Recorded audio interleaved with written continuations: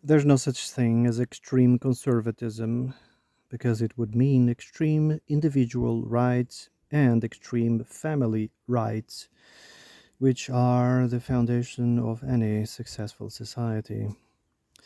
Being from the far right means you are super conservative, you are super religious, and often this translates into a theocracy, not conservatism.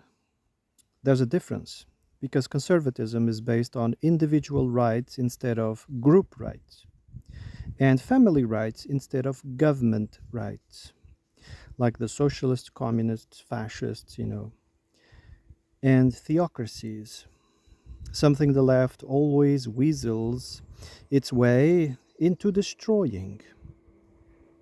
They want to destroy family rights and individual rights with, for instance, welfare programs that make people dependent. Think about when you go into a wildlife sanctuary and there's these signs that say don't feed the wildlife, because if you feed them they lose their what ability to survive by themselves. They lose their instinct, so don't feed them. They even might attack the visitors. So it's the same thing with people. What the left does is feed them or give them enough rope so they can hang themselves. Once they are dependent on the state, on these leftoid states, once they are dependent, fat, and unhappy and unhealthy and unable to fence for themselves, that's when they dictate their reality. They dictate everything to them. So, another way of rendering someone dependent, yeah, is the education system. The education system just fills your brain with facts, filling your brains with mathematics, filling your brains with empirical knowledge. When, well, not so much facts, right? Anyway, we are young, our brain is capable of, memorizing lots of stuff. But when you grow old, your brain kind of becomes slower. You can't teach new tricks, after a certain age. What you should do is do not clutter your brain with this useless stuff. What you ought to do instead is learn the nature of the world we live in. Do not focus on all these details, but focus on how the foundation works. So after a certain age, people who was specialized in memorization just become very clinging to the system, hopefully clinging to the system. Yeah, they will defend that system. We call this these echo chambers. We call this the establishment. We call this academia. Yeah, these organizations, they are just shilling to maintain their income, to maintain their status, and some of them are actually engaging, in all sorts of frauds and uh, even criminal, activities, all for the purpose of maintaining their, income. For instance, there was this guy from the University of Cambridge that was discovered he was a fraud, and like him, there are many, many others, but this one, just was impossible to protect. In fact, the establishment, the university hired the best lawyers in town to protect him, but couldn't. It was just too big, and now there's a big scandal about it. So, this other thing I wanted to briefly mention, The Simpsons is a show that has predicted, many events, many future events. Um, the process of the artist, Literally, when you are in the process of creating, of in the imaginative of the genius moment, you are tapping into eternity. You are tapping into the unconscious. You are tapping into the Akashic records. Yes, in old metaphysics, it is called recollection or anamnesis. This is known since forever, that the spirit knows everything because the spirit has lived many, many lives, and it knows everything. And what people might, assume that you are divining or you are predicting the future. It's not really predicting the future, because there's no such thing as past or future in eternity, in the unconscious. There's no such thing. So through the process of imagination and creativity, you can tap into the Akashic records. You can tap into eternity and let it flow. Literally, the universe is passing through you. Yeah. So sometimes shows like The Simpsons rightfully depict events. Yeah. So one of this event, and I haven't watched it, but I'm just quoting or remembering what people said. In one of these events, Lisa asked Marge, the mother, about the show or the book Sex in the City. And Marge answered, "Oh, Lisa, it's just a bunch of girls emulating the behavior of whoopsies." Clearly and straight to the point. This movement, feminization movement, in the beginning probably was legitimate, but it then got hoodwinked, co-opted by the usual suspects, the narcissistic, malignant, sociopaths. They want to turn everything upside down and backwards, and they started projecting and changing the definition of feminization. That feminization was synonym with promiscuity. Promiscuity is a behavior of the whoopsies, not a normal person. A normal person has control over the impulses, but someone demonic hasn't got any control at all.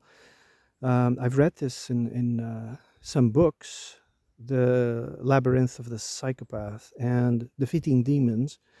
Uh, it is mentioned that these puzzling people have no control over their urges, so they are capable of having intercourse 10 times a day. They're capable of masturbating 10 times a day.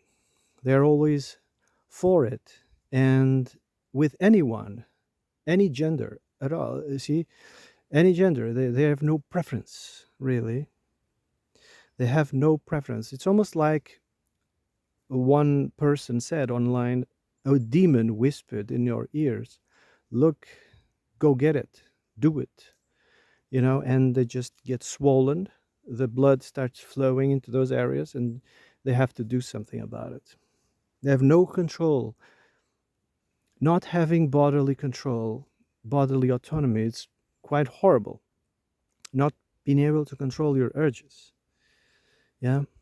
It's like there's this other that controls it, and you're just a spectator. Can be quite frustrating. Yeah. So the promiscuity, the spending habits is also a whoopsie, because whoopsies don't have family and kids, and sometimes they are rich, and they have lots of money. That's why they are given a month from the year so they can spend like drunk sailor, like a drunken sailor. And you see, they spend a lot, so a lot of marketing is directed towards these types. That's why you see mainstream going whoopsie, because they are marketing towards where the money is. They also distort a normal person's present and future. Yeah, they want to distort it, so you're out of balance and at their mercy. That's why it's part of the mainstream. This woke, dystopia is just left. You can see there's a handshake between the left, the theocracies, and the totalitarians. There's a handshake, but once they are in charge, they will start fighting each other, you see, because the theocracy does not tolerate any whoopsies. Yeah. So anyway, they are being used at the moment. So another one is the usage of makeup and clothes, provocant clothes. It doesn't make any sense the way people dress. They're just provoking. Of course, the ones who have control of their urges just ignore it. But there's going to be, the most, demonic that cannot control themselves. So, for instance, opening borders to those people we can't really talk about, and then they end up, assaulting women the way they dress. I mean, it's just provoking them anyway. So, and often these people actually voted for open borders. They voted for the people that hate them the most, but so they can be there. It's so crazy. Anyway, another thing, I was listening to this doctor some 10 years ago. He's passed away now. He left some books behind. I'm sure his presentations are all gone from YouTube, but I used to listen, not because of his nutrition and doctor advice. No, more of his psychoanalysis, because he was also a psychiatrist, and he probably had patients and stuff. And he would talk about why the fashion world has been taken over by the whoopsies. Because he said, when you dress a woman that is emaciated, extremely emaciated, when you dress them a certain way and you give them funny shoes, yeah, and you make them catwalk, yeah, from behind, it's almost like a guy, it's almost like a dude. So that's why they choose these emaciated, people as young as possible. Also, the whole fashion nowadays is nothing to do with the original. 100 years ago it used to be a lot different. Now it's almost like an humiliation ritual, because these sociopaths that are behind it, they are actually projecting what they wanted to do to their family or mothers or parents. They're literally projecting, putting these people in such humiliating clothes, doing this catwalk and horrible makeup, and they are almost like disfigured, and the whole thing. And when you see them with these horrible high heels, it's so ridiculous, and that's what they want, to humiliate this person, to make them suffer what they wanted to do to their parents, to make them suffer as well. See, it's what they see. um, Anyway, um, most whoopsies who are not pathological, they are in the closet. That's how most of them live their life. They even have children and get married and everything. They don't want to be the center of attention. They don't want to be in the spotlight. But there are some of those who love the attention, right? The narcissists, the malignant ones. Those are the ones, in doing the parades and stuff, and behind fashion, distorting what's beautiful in art, this ugliness in art and in fashion and cinema, and they've distorted the music's industry. You can see, for instance, whenever they get hold of an artist like that young, that what used to be young, Ariana Grande, I think it's called. She's called. They got hold of her, In the beginning, she was quite attractive and talented, and now she looks like Nosferatu because she started listening to these distorted voices. You should go vegan. You should eat less. You should blah blah blah blah, and makeup and nails, and now she looks like Nosferatu. You see, they envy her so much that they wanted to destroy her and humiliate her and project their dysfunctionality over an humiliation ritual so that everybody sees, what is inside these people. So anyway,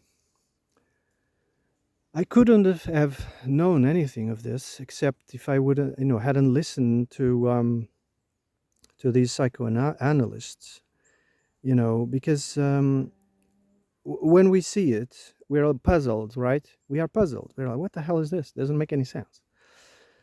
Yes, because to us, to our point of view, we would say, oh, that's feminism.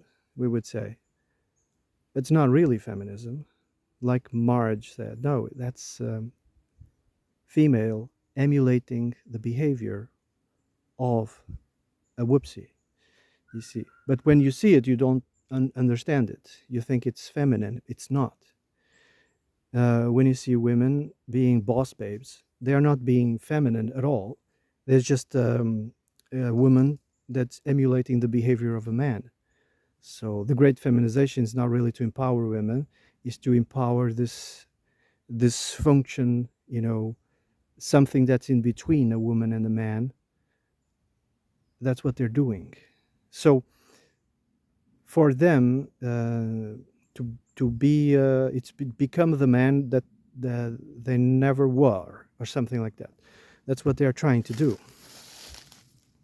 And I would look at that and I was like, whoa, that's feminization. No, it's not. It's not feminization at all. It's gayification. The woke wouldn't be possible without the help of the ladies. See, because women are very empathy. They are very empathic women, and especially to causes. People who don't have a house, or people who are hungry, or for instance, people who cross the border. It's only women that show up, giving them a blanket and food. It's only women that participate in these things because they are very compassionate and emotional and empathetic, you see. And they're always used, to dig their own graves. Their empathy is weaponized. There are other psychoanalysts that consider this suicidal empathy, and it's true. It's suicidal, and women are always used. So some people say, oh, how to fix this? We have to repel the 19th Amendment. Maybe that will fix it, but that won't fix it, because